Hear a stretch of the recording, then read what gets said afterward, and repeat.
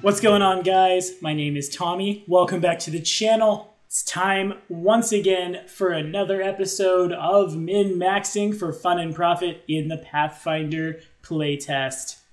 Mr. AJ Parker would like us to talk about the animal companion in conjunction with the ranger. So today we're taking not one, not two, not three, but 4 classes, 3 dedication feats on 1 class to optimize the work together benefit. So, we can tear things apart and stuff. Should be great, especially, against like the party's wizard. If they're giving you trouble, GMs out there. Anywho, if you guys are liking what you're seeing, hit that like and subscribe button.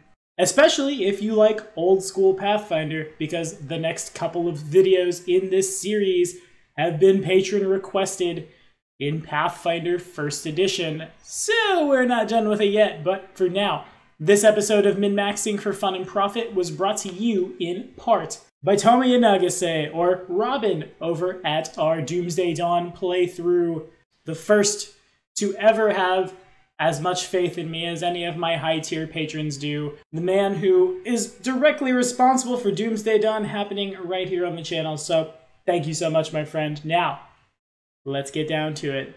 Okay, so as I do a little more research into how animal companions are supposed to work in this playtest, it dawns on me that they're a little less, and we definitely noticed this when we benchmarked the bear. Oh, follow this card right up here if you want to see what I mean. And a little more a tool in the character's toolbox. Is the bear doing damage? Yeah, sure. Is the eagle flying down and pulling the eyes out of people? Of course. But it's happening because your character is making it happen. The animal companion of the Pathfinder playtest is another tool in the toolbox, another weapon in the weapon rack, if you will. And that's what we're building around today. The goal here is to optimize the amount of damage we can do with our limited actions with the work together ability. Said ability costs 1 action. Your animal companion assists you. You gain the benefits listed in your companion's work together benefit entry. Your companion can use its other action only to move in order to get into position to take advantage of the work together benefits. If your companion doesn't have the mount special ability and you are riding it, it can't use any other actions this turn at all. So basically, our combat turn looks something like this. First things first, we'll use handle an animal for 1 action to prepare our animal to be commanded. Then we'll command an animal. Of course, our animal companion having the minion trait will get not 1 but 2 actions out of our animal, leaving us with 1 until we do some dancing around. You'll see. Now, I've said it like 5 times, but we are definitely 100% choosing the bear for our animal companion today. We're not going to worry about its stats, we're not going to worry about where its ability scores go, but nevertheless, the bear's work together says that until your next turn, all your weapon strikes against a creature your bear threatens deals a d8 of additional slashing damage. Now, straight on into the build. To make this thing work straight up, we have to be a small creature. The action economy for animal companions right now in this playtest is nothing short of restrictive. I grudgingly can admit that the animal companion of Pathfinder 1st Edition was too powerful. Says the guy who's got his fingers crossed waiting to play as Hunter in Runelords once again. But 2 actions to give something that isn't capable of what it could do back in the day, 2 actions is 1 action too many. And it is worse when we consider that the summoner need only concentrate on their spell, the necromancer need only issue an action. We have to spend an extra. We have to handle, then command, unless we get our hands on the ride general feat, which allows us to use the command an animal action to control a mount without having to first use handle an animal. For this build to work, straight up, we have to ride into battle on our bear.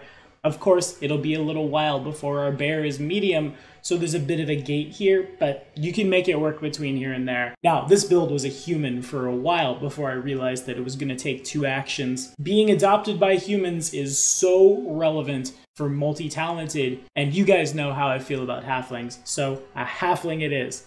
Anywho, our class will be a rogue. Yes, I know, we're optimizing a ranger, and really, Ranger feats we will have, Ranger powers we will have. But the playtest has redefined what the word class means pretty hard. We talked about this in our Barbarian video, which was mostly fighter. It's kind of the same idea here. We want to make sure we're able to hit, we want to make sure we have a really high armor class, and the rogue's ability to attack and damage with its dexterity in the playtest means that we can focus our ability scores towards things we need, not things we need to function. 18 dexterity, get there, make that happen. Then it's your con and whiz, strength, int, and cha.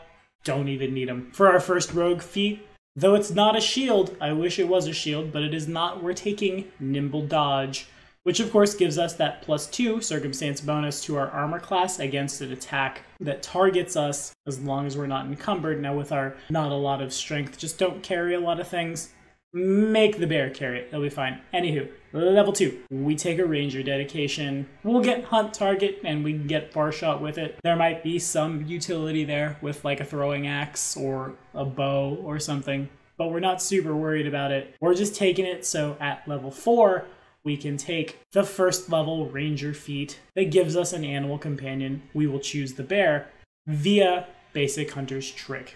Level 6 is where this build starts to get fun. At level 6, we'll take gang up. You treat an enemy as flat-footed against your melee attacks due to flanking as long as both you and an ally, you know, like your pet bear, threaten that enemy, even if you and the ally aren't in a position that is usually considered flanking. Your ally must still flank an enemy to treat it as flat-footed. That's fine. The bear's not attacking. Now, one thing that's super important for this build, precision damage and, if I'm understanding it correctly, the work together damage from your bear, both will double on a critical hit. Precision damage increases an attack's damage rather than being a separate pool.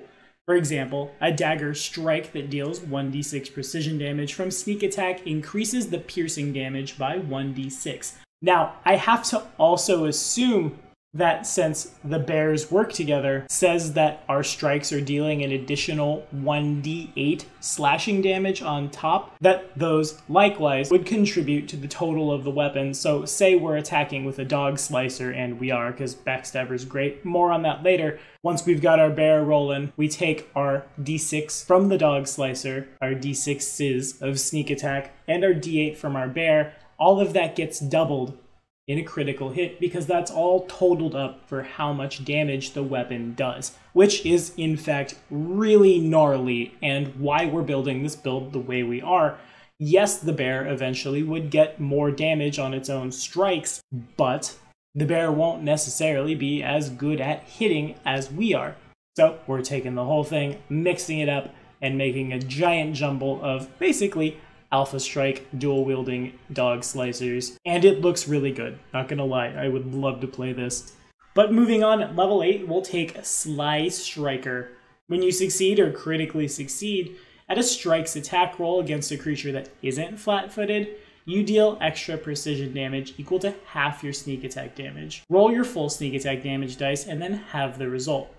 This applies only if you're using a weapon or unarmed attack you could deal sneak attack damage with. Now, we're burning an action every turn to command our bear. That means the more feats we can take that take 0 actions, the better. It makes our class choices still valuable, still viable, without costing us resources, and for some reason, should our bear get killed, if for some reason we're attacking something that can't be flat-footed, this helps us keep our damage online. But now let's talk about our third class, shall we? Remember, we're adopted by humans, so we can grab at feat level 9, multi-talented, to get a second level multi-class dedication feat, even if we don't meet the ability score prerequisites, or if we couldn't take another dedication archetype yet. At level 9, we'll take a fighter dedication feat, so at level 10, we can have double slice. The once-a-day attack of opportunity isn't bad either. But remember, double slice says for 2 actions, while you're wielding 2 melee weapons, each in a different hand, make 1 strike with each of your 2 melee weapons, each at your current multiple attack penalty. The second strike takes a -2 circumstance penalty if it's made with a weapon that doesn't have the agile trait. If both attacks hit, combine the attack's damage, and then add any other applicable enchantments from both weapons. This is considered a single strike for weaknesses and resistances. It counts as 2 attacks when calculating your multiple attack penalty. Now, I know in the comments, there's been a bit of confusion about how exactly double slice works interacting with your multiple attack penalty. I could be wrong. I could be dead wrong about this, or could get eroded also.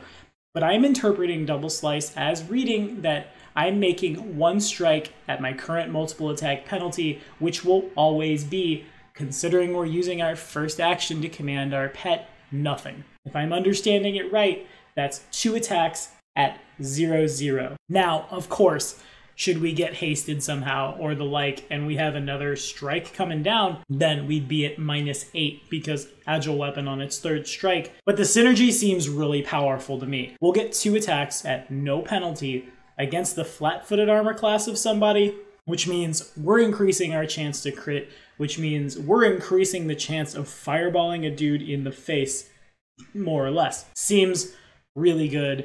Seems really efficient. It's so efficient that I'm not even really worried about putting a shield on this character. Now that feels not optimized to me, but I think that's just the nature of the beast, if you'll pardon the pun, because we always have to burn that one action to command our pet. This build will come out a lot better if we've got someone who can shield warden us, somebody who can block for us or heal for us, because we may be a little less resilient than the might clerics or the dudes with shields. Onwards and upwards, at level 12, we'll take our last ranger feat on the build. That extra feat is Full-Grown Companion. And before anyone says anything, yes, we have to wait until this feat to have a medium bear that our halfling can ride into combat. More than half the campaign to be able to make this build run. But this is a group effort, right? Communicate with the party. Communicate with the players in the party. Let them know that this is what you're waiting for, this is what you're building, etc. Perhaps that means in combat, the wizard is enlarging your bear in such a way that it's rideable. Perhaps that means you're hasted, so you have an extra strike. Perhaps that means the bear and you both are hasted, so you both have extra strikes, so you can make ends meet.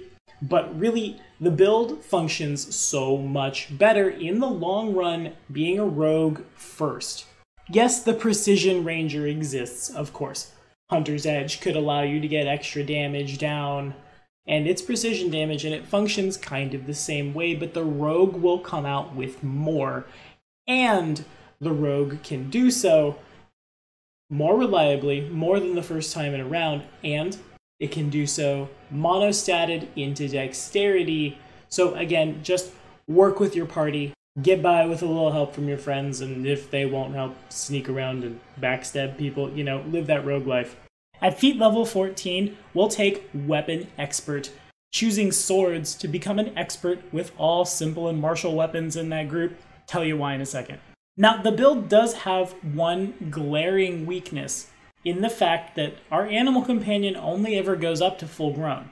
Our animal companion is not as strong as it necessarily could be, and even if it was, it's still pretty weak without being able to have item bonuses and things against boss monsters, so we need some sort of way to protect the thing. Enter our final dedication feat, the Paladin dedication. Jury's out on whether or not you get a cause with that dedication, but that's fine because at level 18, right after our dedication at 16, we'll take Retribution. Now, of course, we could have taken Opportunist to have a million attack of opportunity reactions, but I think we want to use our reaction the most with Retribution to protect our pet.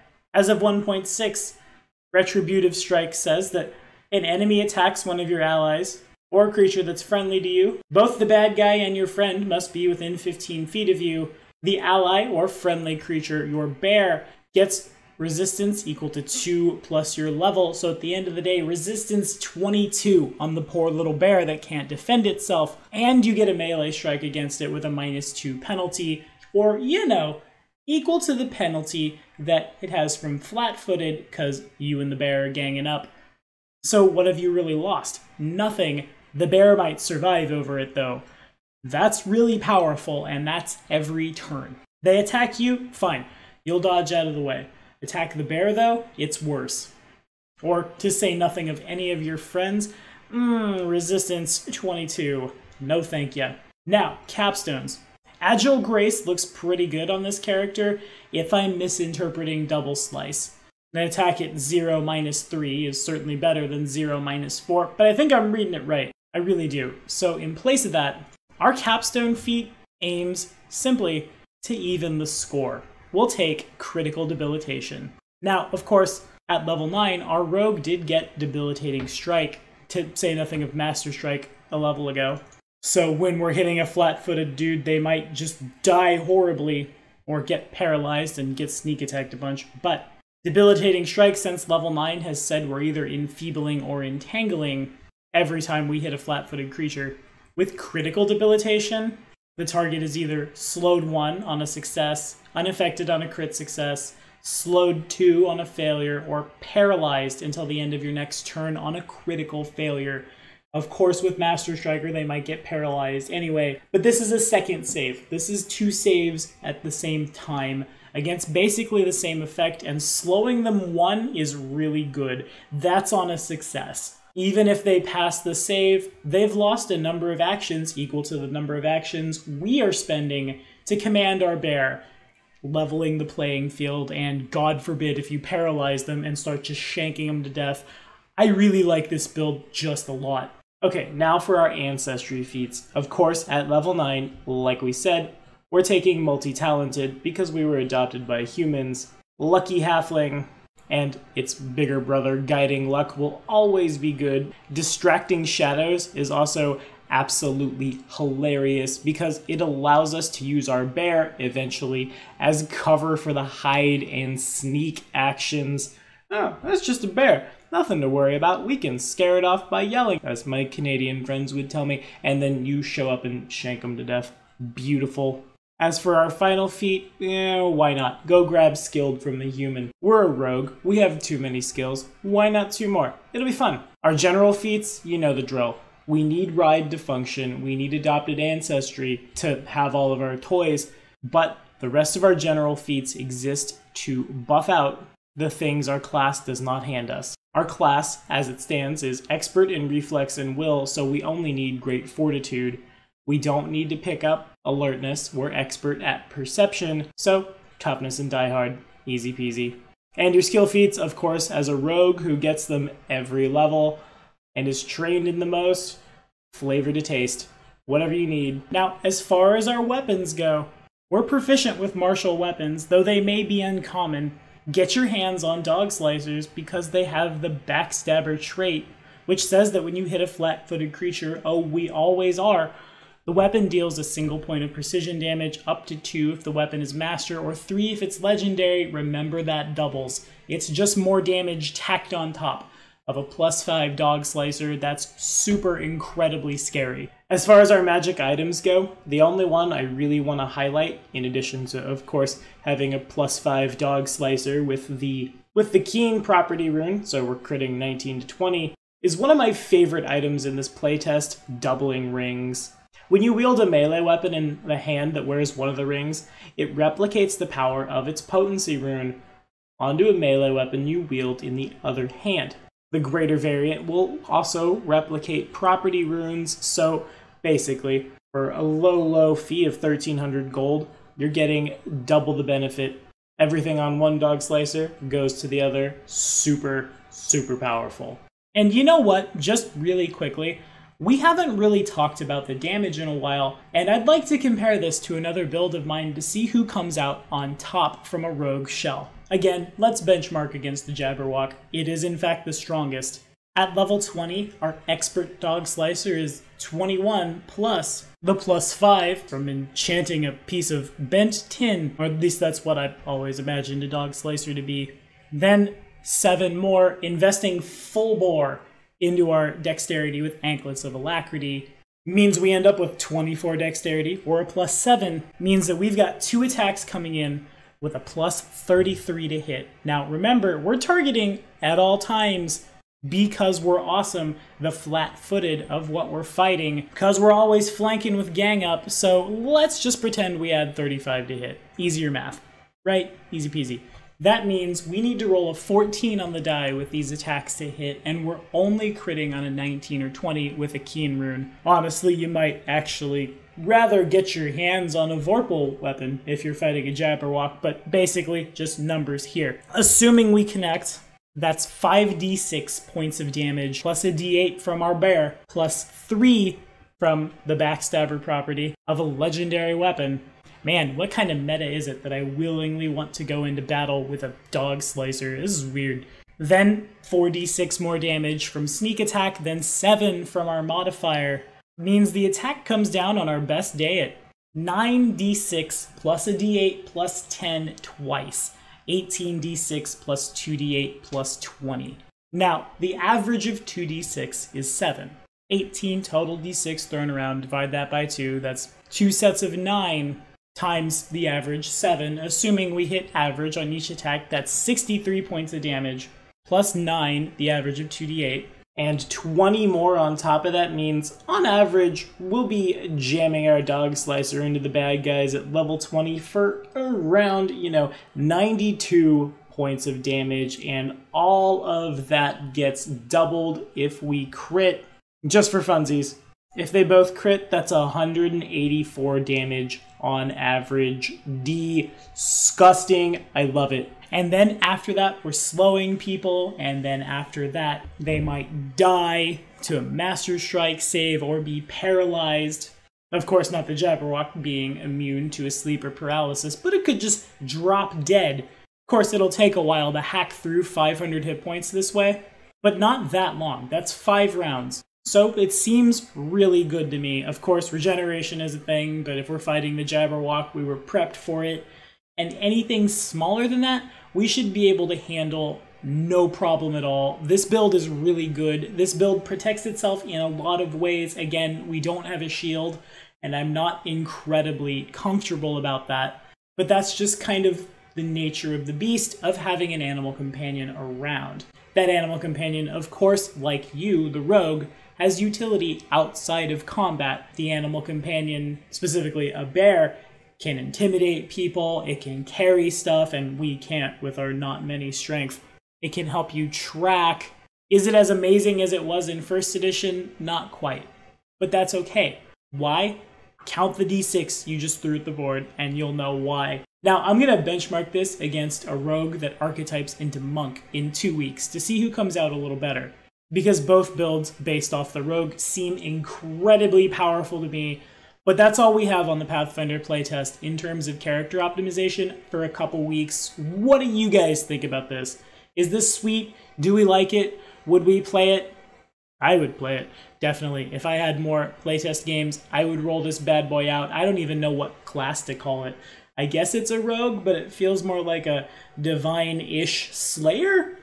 I suppose, and I'm okay with that. But next week on Min-Maxing for Fun and Profit, we're going to optimize channel energy in Pathfinder 1st Edition, going back to our roots. I'm super stoked for it, and I'll see you guys then.